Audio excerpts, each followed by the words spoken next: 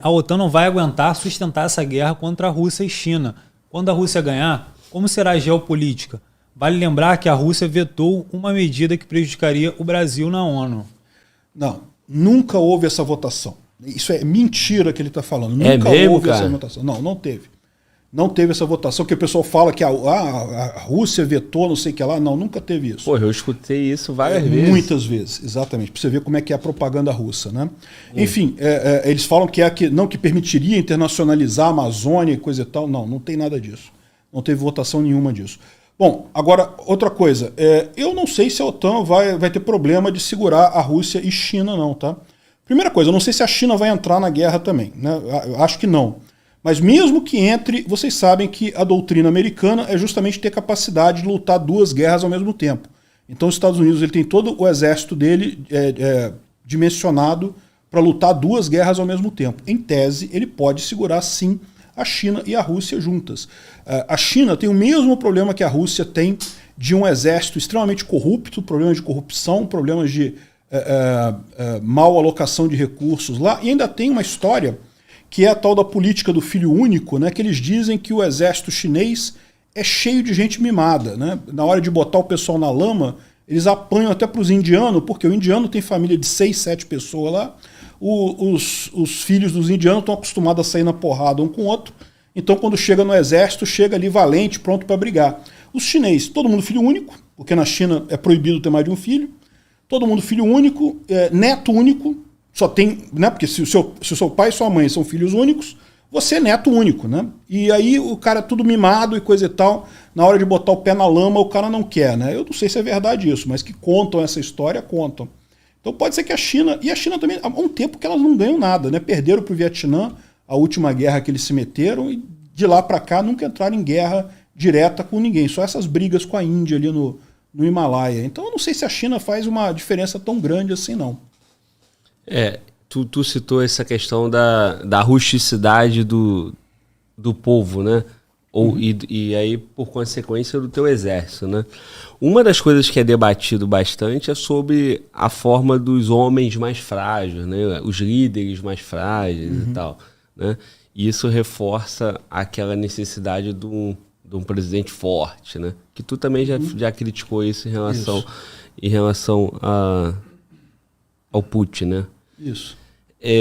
Isso aí vai nortear aí, o sucesso dos próximos conflitos? Olha, eu acho o seguinte, bicho, eu acho que tem uma visão muito errada de que o exército americano, por ter feito algumas propagandas com o público LGBT e coisa e tal, que isso mostra que o exército agora está fraco. Eu não vejo dessa forma, não, né? Assim, uma minoria do exército americano são homossexuais, e não tem nada que diga que o homossexual é menos capaz de lutar do que hétero, não vejo nada disso. Então, eu não sei se isso é tanto verdade, não. Eu vejo isso mais como propaganda do pessoal e com um certo preconceito do povo. Até onde eu sei, não tem isso não. Dizem que o Alexandre o Grande, que foi o grande general que conquistou o mundo todo, o cara, meu amigo, era abertamente, né? Tinha um amante lá e andava com um amante para cima e para baixo e não tinha esse papo não, disse que não queria nem mulher, ele só com homem mesmo. Eu usei o termo frágil, mas não estava me referindo a isso não, tá? Eu estava me referindo mais a filho único, mimado e tal. Isso pode ter e não faça o mal, e o mal é ruim, entendeu? O cara que é incapaz de tirar a vida de alguém, entendeu? Numa guerra.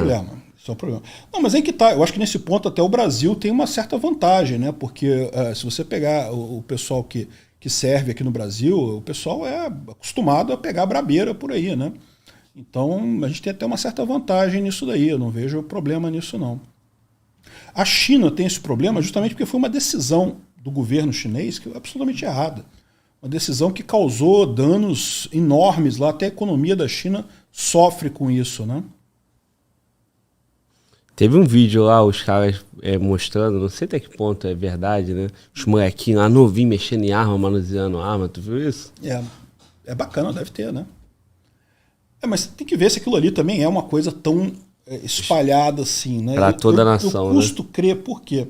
Porque a China é uma ditadura. E ditadores não gostam de deixar a arma com o povo. Deixar a arma com o povo é arriscado para o ditador, né? Então, não sei se tem, não. Pode ser que tenha uma escola ou outra, propaganda para fazer aí para o exterior e coisa e tal. Sim. Ednan Clemente. Peter, o fato da Rússia estar colocando tanques da Segunda Guerra Mundial também indica o enfraquecimento do poderio militar deles?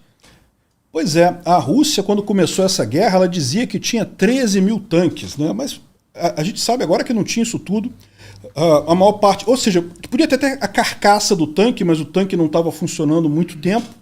E ultimamente tem colocado tanques antiquíssimos, lá T-55, T-54, realmente mostra que eles estão com dificuldade nisso daí, né? Recentemente, a Rússia avisou que a principal planta de produção de tanques passaria a produzir exclusivamente tanques a partir daqui, e a previsão deles era produzir 1.600 tanques por ano.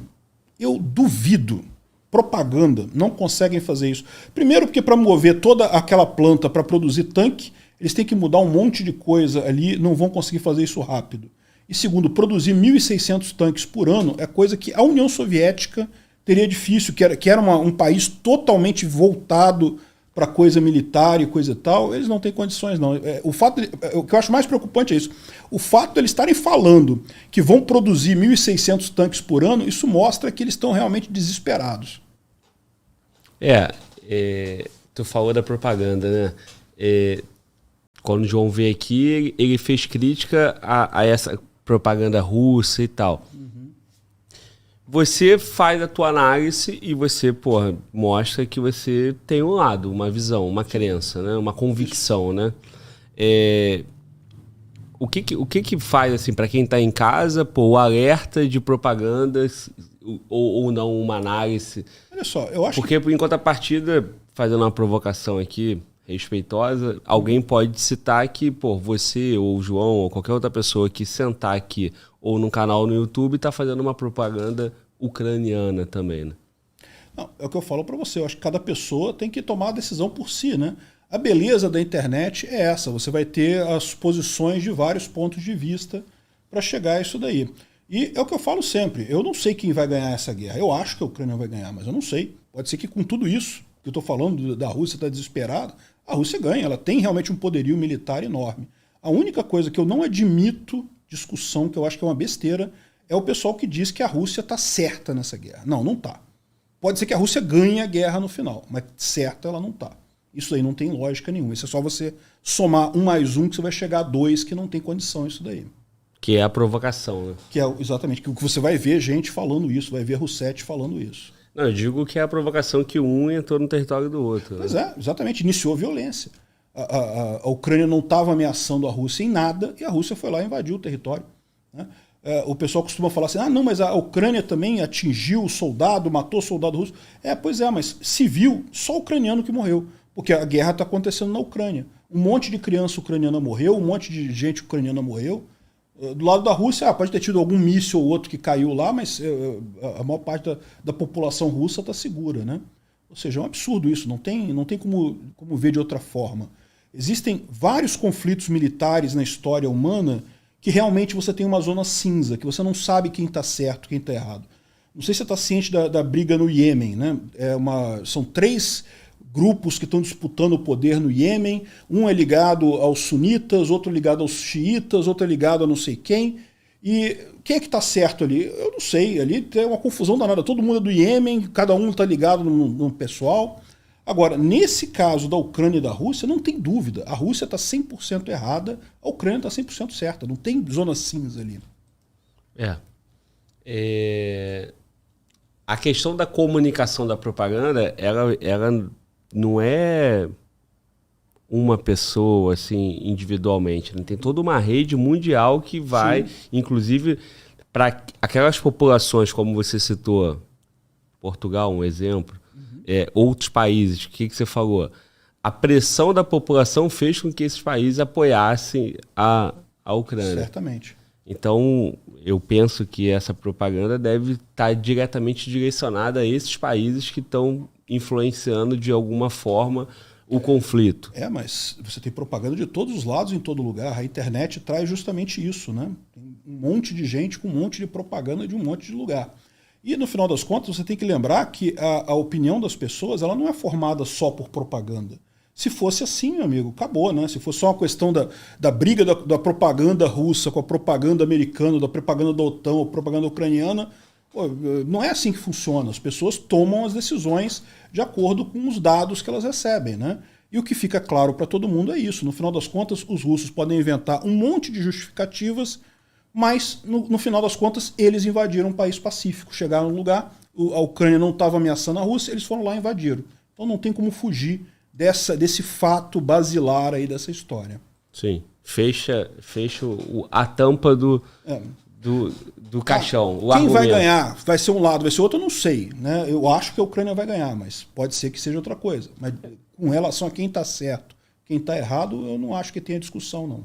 Sim, até porque o ganhar depende de outros fatores, não da razão. Pois é, nem sempre, infelizmente, nem sempre o justo ganha, né? Sim. Mas tu não acha que aqui no Brasil tá um certo desinteresse, uma despreocupação como se fosse nada, né? Não era pra gente estar mais preocupado e se preparando porque o que vem no futuro?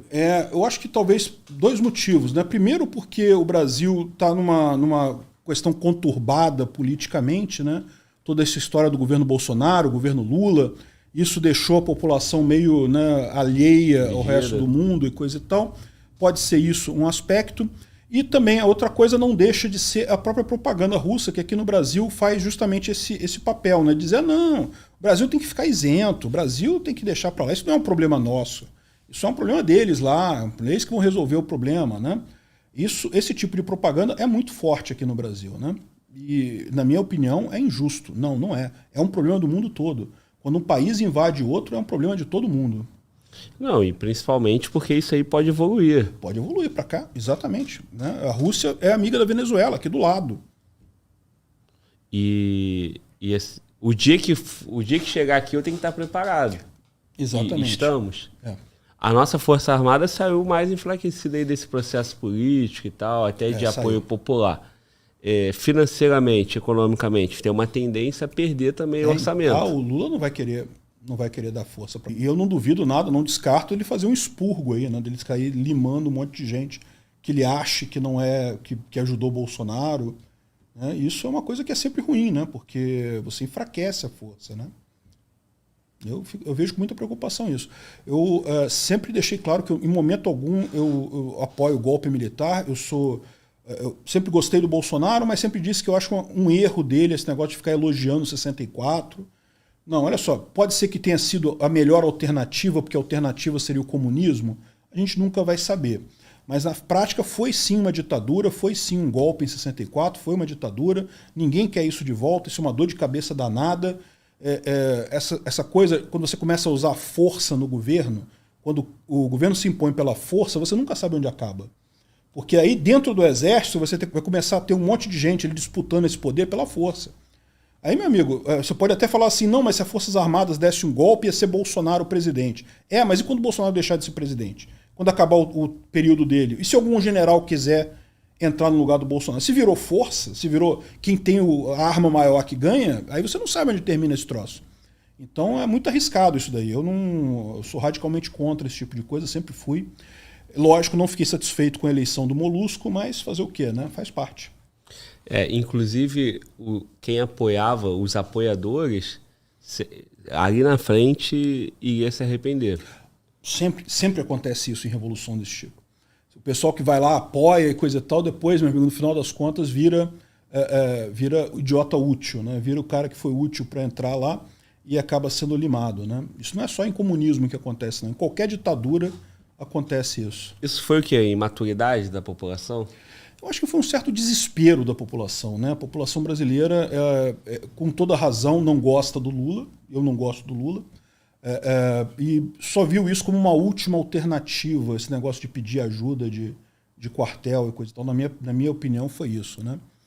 Enfim, mas foi um erro enorme. Foi um erro enorme isso daí.